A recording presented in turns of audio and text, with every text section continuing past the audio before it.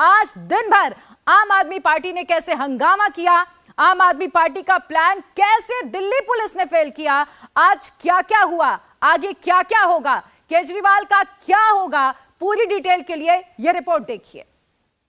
सरकार ने किसी भी पार्टी के कन्वीनर को गिरफ्तार नहीं किया है, भ्रष्टाचार के एक आरोपी को गिरफ्तार किया है। पूरी तानाशाही है, सिर्फ और सिर्फ लोकसभा चुनाव जीतने के लिए ये तानाशाही की जा रही है। क्या भ्रष्टाचार करोगे और आंखें भी दिखाओगे कि मेरे ऊपर जांच नहीं होनी चाहिए? ये तो होना ही था। ये तो जो जब शुरुआत हुई थी ना, तो हमने कहा था पिक्चर अभी बाकी है।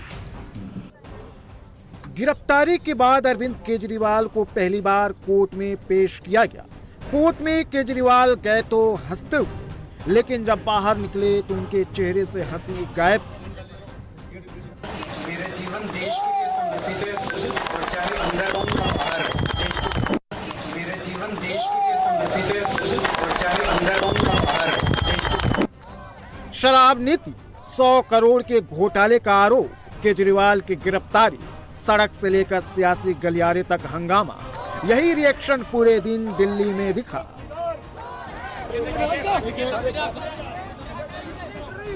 एक तरफ केजरीवाल की राउज एवेन्यू कोर्ट में पेशी हो रही थी, तो दूसरी तरफ बाहर आम आदमी पार्टी के कार्यकर्ता प्रदर्शन कर रहे थे। अगर अभी की बात करें तो आईटीओ पे अब कम से कम वो प्रदर्शनकारी तादाद में नहीं दिखते हैं। इक्का दुक्का जब कभी भी आते हैं उनको डिटेन कर लिया जाता है, लेकिन तकरीबन 200 से 300 मीटर का ये पूरा इलाका है। यहाँ पे आपको सिर्फ आरएएफ की टीम नजर आएगी, दिल्ली पुलिस के सीनियर ऑफिशियल्स नजर आ जाएंगे और कोशिश ये है कि किसी भी तरह से कार्यकर्ताओं को आगे नहीं बढ़ने दिया जाए। ये जो रास्ता आप देख रही हैं, सीधा ये डीडीयू मार्ग जाता है और इसी पे राउज एवेन्यू कोर्ट भी है, आम आदमी पार्टी का दफ्तर भी है और भारतीय जनता पार्टी का मुख्यालय भी है। तो कोशिश ये है कि किसी भी कार्यकर्ता को इस रास्ते से आगे न जाने दिया जाए, यहीं पे रोका जाए। इसलिए ये हैवी बैरिकेडिंग और पुलिस डिप्लॉयमेंट यहाँ पे की गई है और पूरे आईटीओ पे ये किया गया है कि 21 मार्च की रात 9 बजे केजरीवाल को जैसे ही गिरफ्तार किया गया, आम आदमी पार्टी के कार्यकर्ताओं के मोबाइल पर एक मैसेज घूमने लगा। वो मैसेज था अपने नेता की गिरफ्तारी के खिलाफ प्रदर्शन का। दिल्ली से लेकर पंजाब तक सड़क पर गिरफ्तारी के खिलाफ आम आदमी पार्टी के कार्यकर्ता उतर गए। अहमदाबाद से लेकर गोवा तक आम आदमी पार्टी के कार्यकर्ताओं ने अपनी ताकत दिखाने की कोशिश की। सड़क पर हंगामा, प्रदर्शन, नारेबाजी, ये पुलिस के एक्शन के खिलाफ आम आदमी पार्टी के कार्यकर्ताओं का रिएक्शन।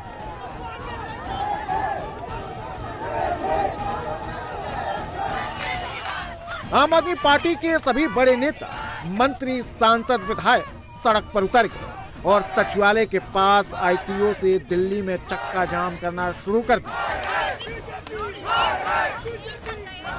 लेकिन पुलिस पहले से तैयारी कर बैठी थी। आम हो या फिर खास, पुलिस ने किसी के साथ पक्षपात नहीं किया और आम आदमी पार्टी के बड़े प्रदर्शन के प्लान को फेल कर दिया। केजरीवाल की कैबिनेट मंत्री आतिशी हो या फिर नंबर 2 की हैसियत रखने वाले सौरभ भारद्वाज, सभी को हिरासत में ले लिया गया।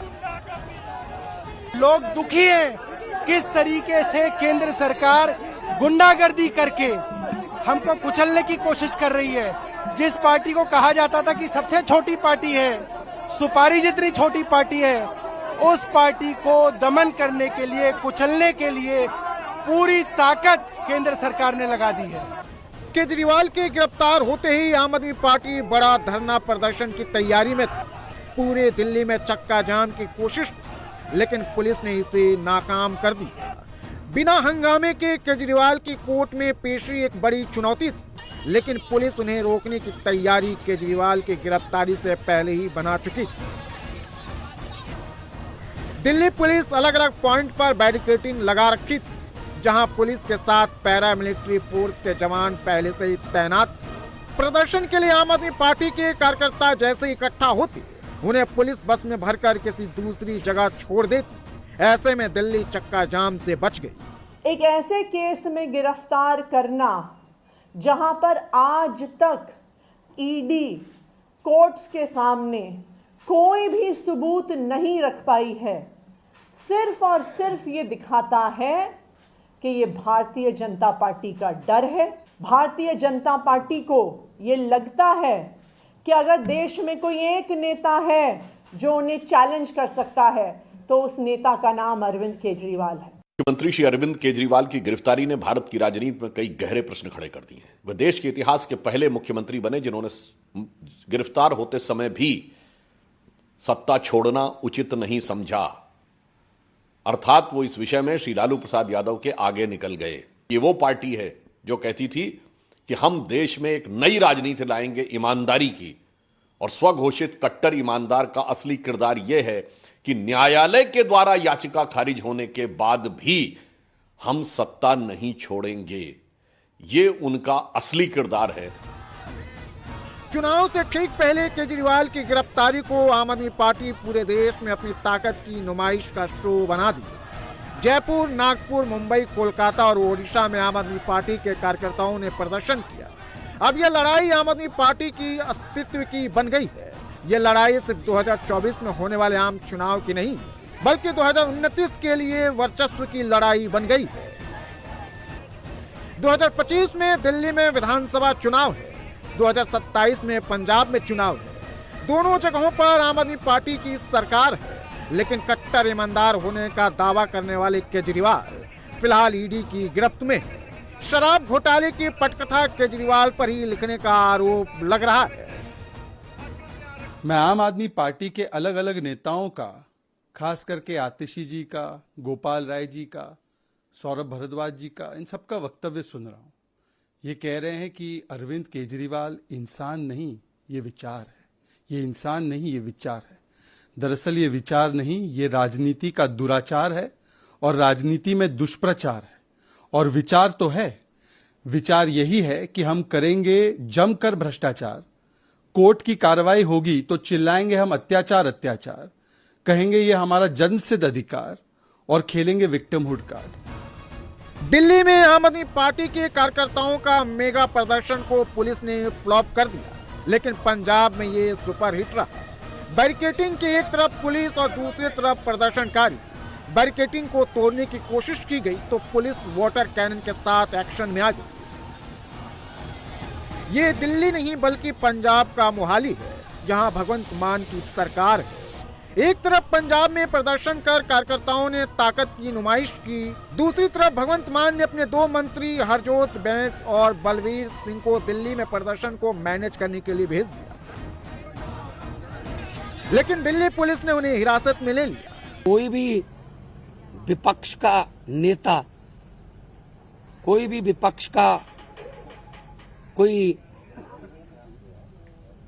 लीडर अगर बीजेपी के जुल्म जबर के खिलाफ बोलता है तो उसके घर पे ईडी आती है, उसके घर पे सीबीआई आती है, इनकम टैक्स आती है, और ये अनडिक्लेयर्ड इमरजेंसी की तरह देश के हालात हो गए हैं।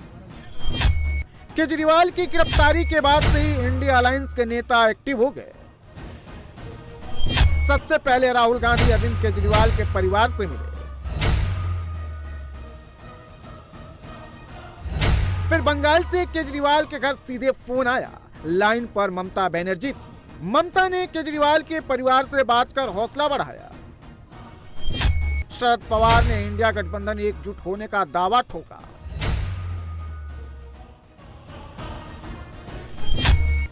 तो अखिलेश ने केजरीवाल की गिरफ्तारी को नई क्रांति को जन्म देने वाला कहा। आरजेडी नेता तेजस्वी ने इसे अघोषित आपातकाल बता दिया।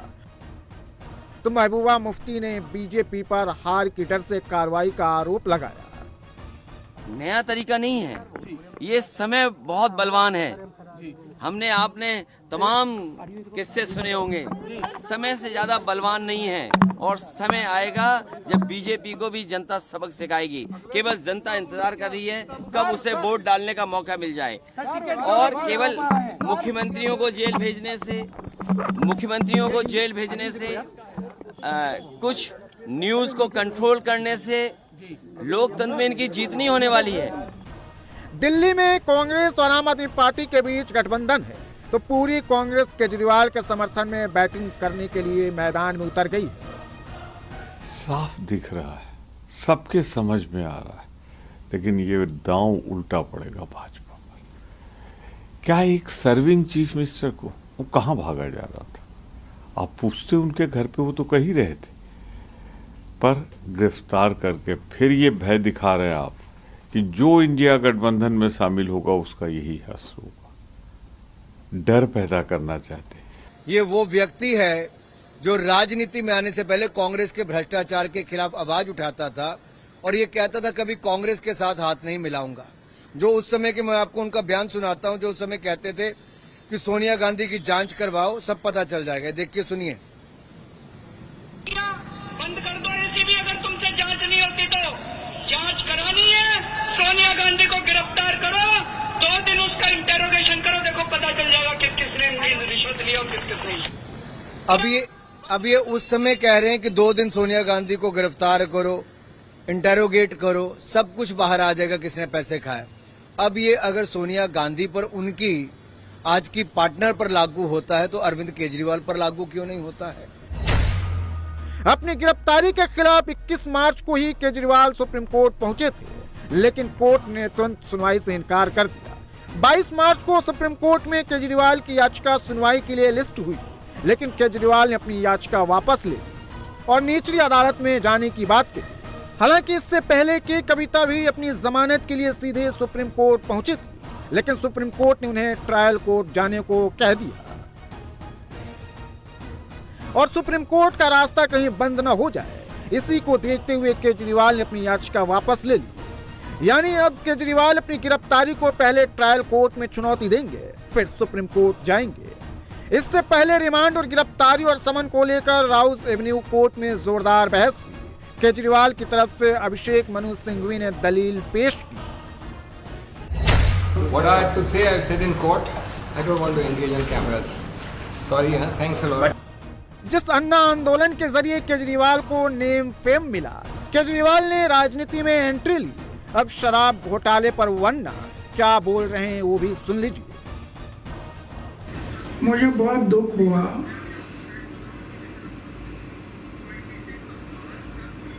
कि अरविंद केजरीवाल जैसे आदमी जो मेरे साथ काम करता था,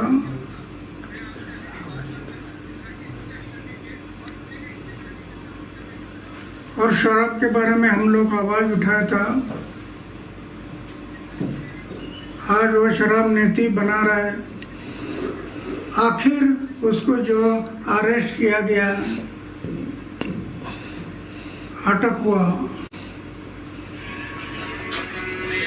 वो उनकी कृति से हुआ। केजरीवाल की गिरफ्तारी की शो चुनाव आयोग तक सुनाई दी। आचार संहिता में सिटिंग सीएम के गिरफ्तारी की शिकायत लेकर इंडी गठबंधन के नेता चुनाव आयुक्त से मिले। हर रंग की पार्टी यहाँ पर उपस्थित है और मैं समझता हूँ सब एकजुट होकर इस मामले में गए हैं। हमने चुनाव आयोग के साथ विस्तृत रूप से वार्तालाप किया। हम सब अंदर थे। चुनाव आयोग के तीनों नवगठित चुनाव आयोग और उनके सभी अफसर थे।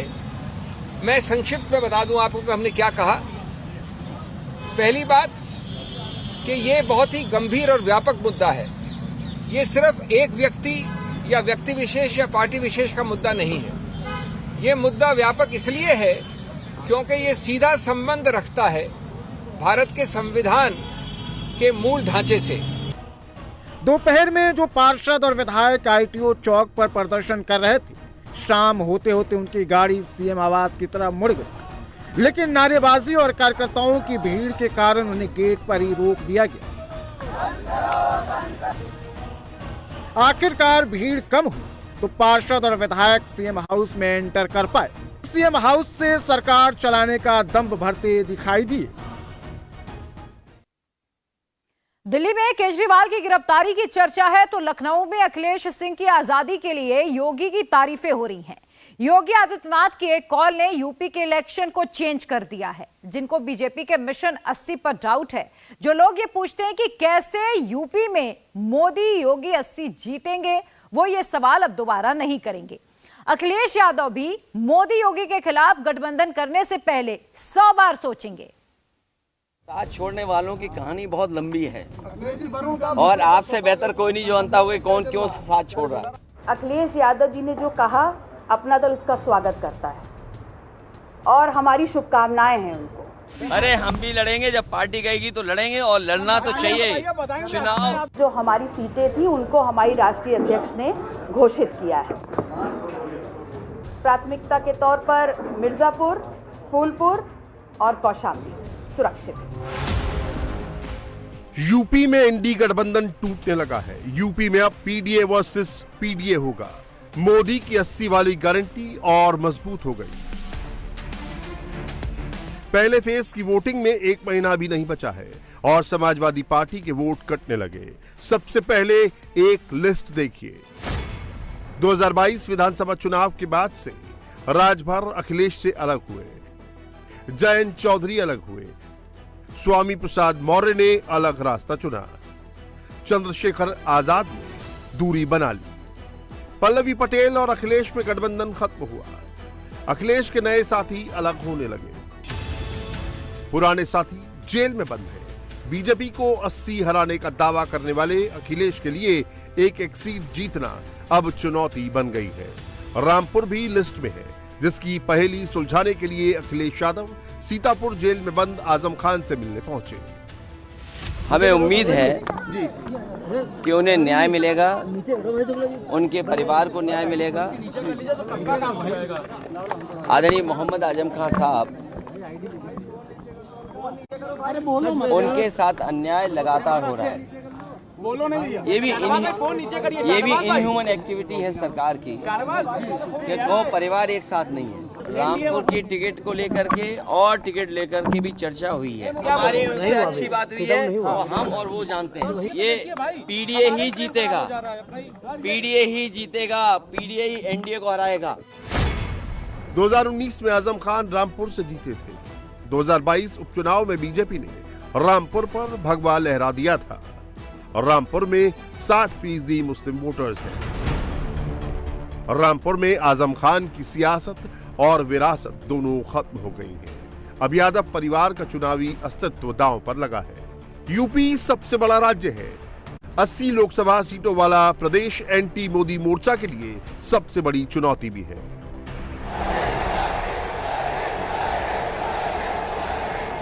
क्योंकि यहां पर मुकाबला मोदी और योगी दोनों से है, जिनके सामने टिक पाना किसी के बस में नहीं है। 24 के लिए अखिलेश यादव की सबसे बड़ी रणनीति राहुल गांधी से गठबंधन की थी।